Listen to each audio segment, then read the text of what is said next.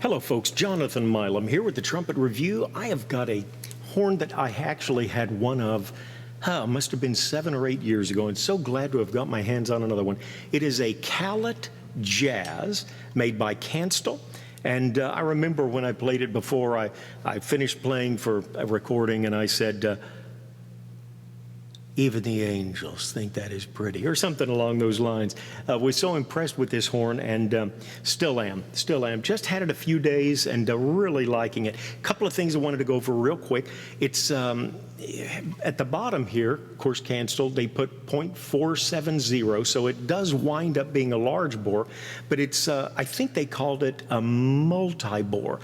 We'd consider it a step bore for most of us. But Jerry Callet certainly put some nice things here. One thing I did want to indicate, he's got what they would call a heavyweight mouthpiece receiver. I've always enjoyed those. And this one you can see really is, they did put some metal into that. Seems to be balanced quite well. But really like that mouthpiece. Of course, reversed lead pipe, so a very smooth airflow. Love the ring here that they've got for your pinky. And there were at least a couple of different stages in the jazz production. I believe the latter ones had the underslung third slide ring. I don't care for that. I always felt that was kind of a power thing where you gripped this, and but really I did read recently that the French Besson was the first one that used that, and their feeling was don't touch the bell, let it vibrate, get your hand far enough away so that it's not touching the bell itself. And that certainly did give me some pause. Perhaps it's not the power play that I always thought, and maybe Mr. Callet was aiming for that direction himself. I do prefer, however, the pull on the third slide on top. I'm just used to that, and I don't like adjusting my grip. I do go through a lot of horns. Just a little more common here. It's relatively small flare. I think it's a 4 7/8, which is about what the box strat is. Not the 5, 5 1/4, 5 1/2 that you sometimes see. But it is not a tight bell. It's quite got a quite good sized throat here.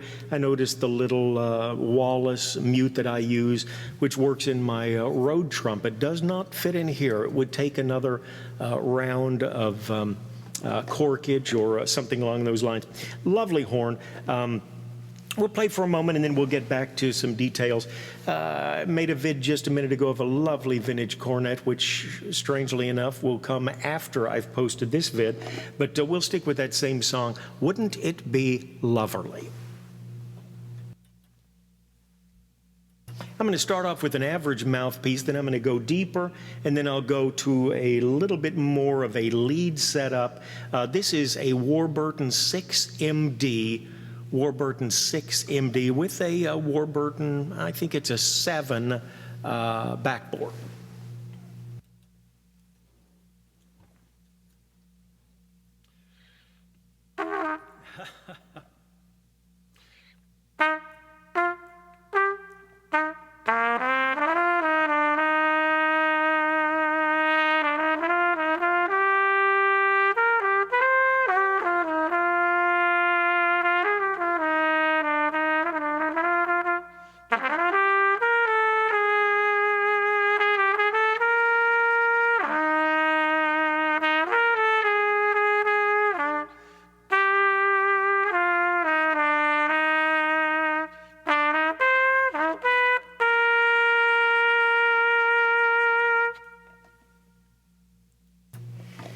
Trent Austin has a great review of a jazz as well. He didn't really spend much time with it, but I believe he mentioned, I believe he said it was 353 at the start of the lead pipe, and then goes up to the 470.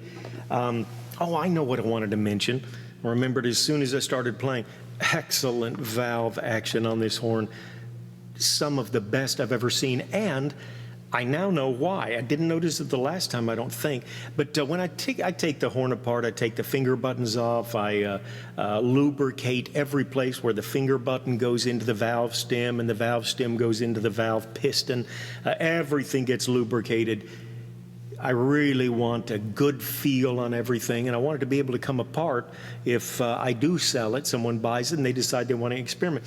When I was taking this horn apart, the valve stems are probably the heaviest I've ever seen.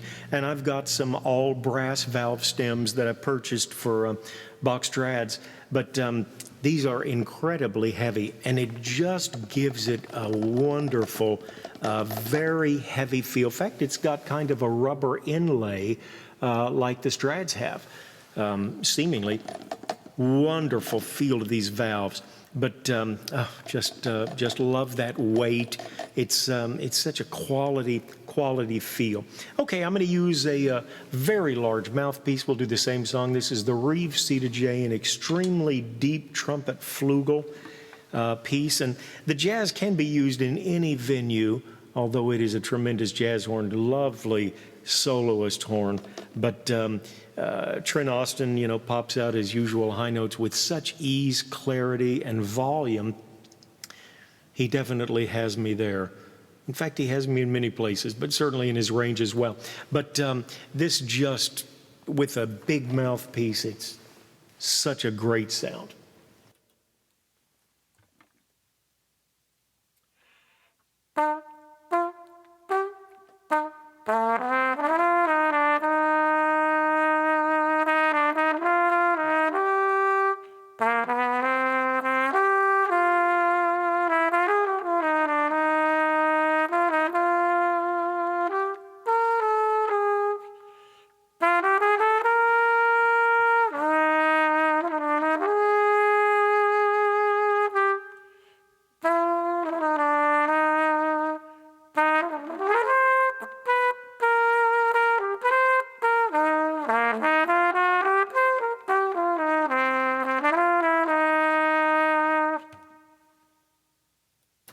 One of those horns you start playing, you just do not want to stop. Okay, if you're in an orchestral venue, I've got here a, what is it? It is a 42B by Reeves, so it's not going to be the most orchestral, but 24 throat and lovely sound again. This horn should just purr with this piece.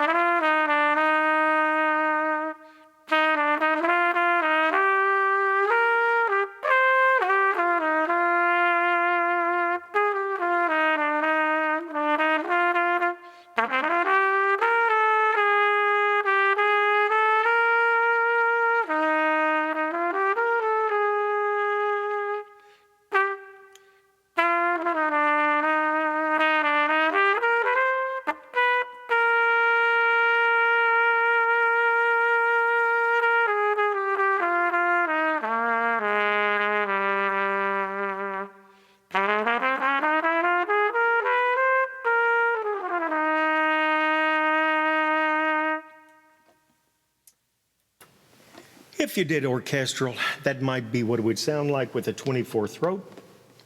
Okay, we've already used the 6MD, and what is this? Oh, it's a mouthpiece that I used on the last jazz demo that I had. I think I had just picked it up, a Reeves Purviance P6. This was the first Reeves mouthpiece that I had, relatively shallow, but not a screech mouthpiece by any rate. But now we're getting into the type mouthpiece that will definitely be great in a lead application or something along those lines.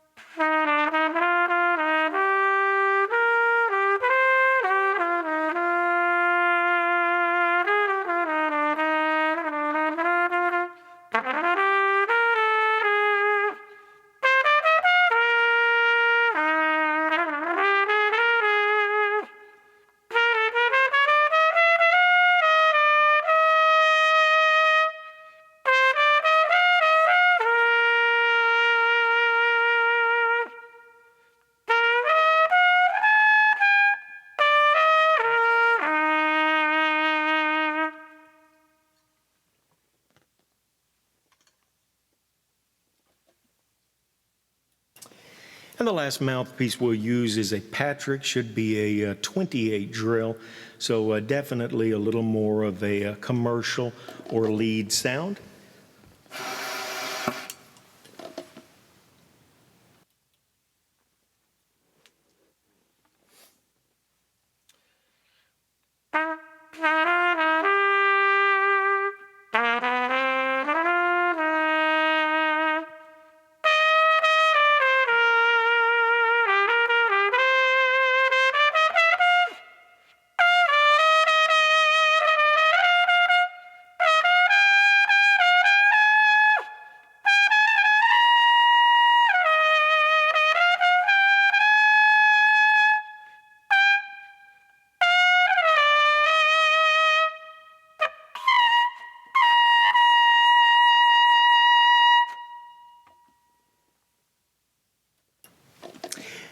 That's about as good as I can do going up at this rate today.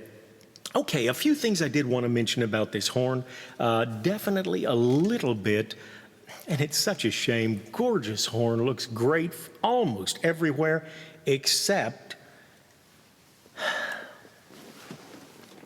right here, where some people like to dig with their thumbnail right into the metal.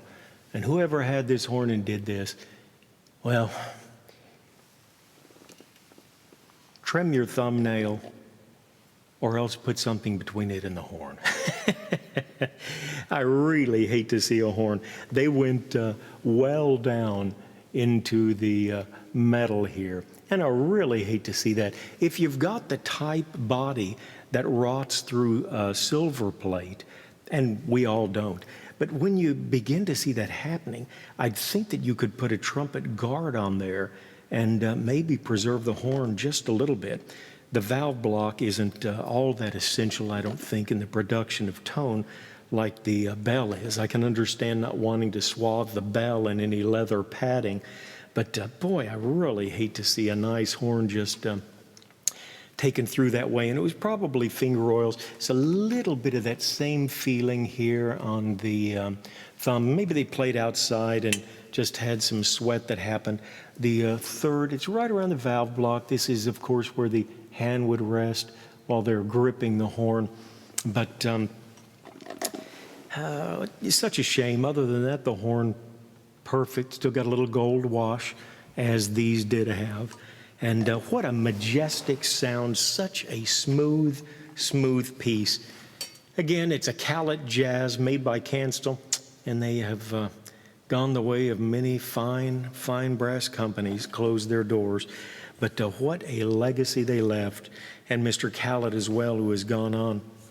Oh, I did want to mention a little roughness around here, but such a nice horn. Maybe in another video, if we get some time before too long, we can compare it to a Schilke B6. I've got a Carroll brass that's a fine player, 5,000 with a big bell. Reverse lead pipe as well. There's certainly some similarities in the build there. But this Callet Jazz is just in a class by itself. That valve action, the heavy brass valve stems, such a great feel. Thanks as always for tuning in. We appreciate the comments, of course, the thumbs up if you can, but love the comments if you've had a Callet Jazz. Some Callet horns never had a SIMA. In fact, the only Callet horn that I've had is a Jazz. I've had 2 of these and haven't been fortunate enough to try some of the others. If you've had experience with them, certainly do drop a comment, let us know your opinion. As always, have a great day. Take care of yourself and someone near you if you can.